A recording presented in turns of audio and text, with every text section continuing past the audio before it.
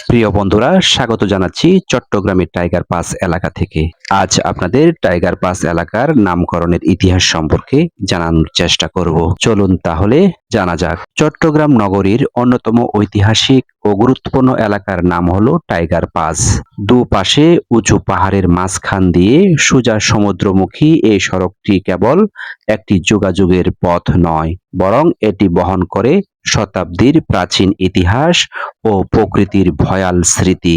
ঊনবিংশ শতাব্দীর শেষার্ধে বর্তমান টাইগার পাস এলাকা ছিল সম্পূর্ণ ভিন্ন রূপের। তখন এসব পাহাড়ে ছিল গভীর জঙ্গল এবং ভয়ঙ্কর প্রাণীর আবাসস্থল। বিশেষ করে এই এলাকাটি ছিল বাঘের আখড়া হিসেবে পরিচিত।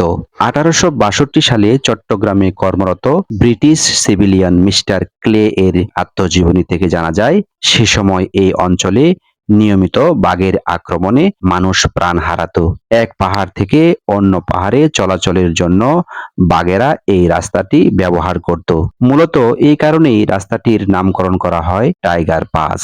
কালক্রমে সময় বদলেছে প্রকৃতি ও পরিবেশ। গভীর জঙ্গল আর বাঘের রাজত্বের জায়গায় আজ গড়ে উঠেছে ব্যস্ত নগর জীবন, প্রশাসনিক স্থাপনা ও গুরুত্বপূর্ণ সড়ক যোগাযোগ ব্যবস্থা। তবে ইতিহাসকে স্মরণীয় করে রাখতে টাইগার পাস এলাকায় স্থাপন করা হয়েছে বাঘের ভাস্কর্য। এটি যেন অতীতের সেই ভয়াল কিন্তু গৌরবময় ইতিহাসের নীরব সাক্ষী।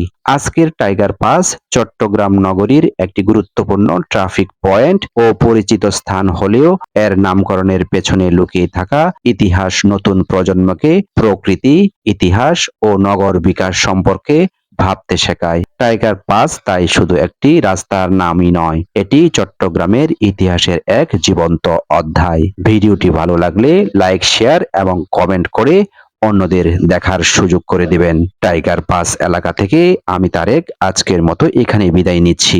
দেখা হবে অন্য কোনো ভিডিওতে। আল্লাহ হাফেজ।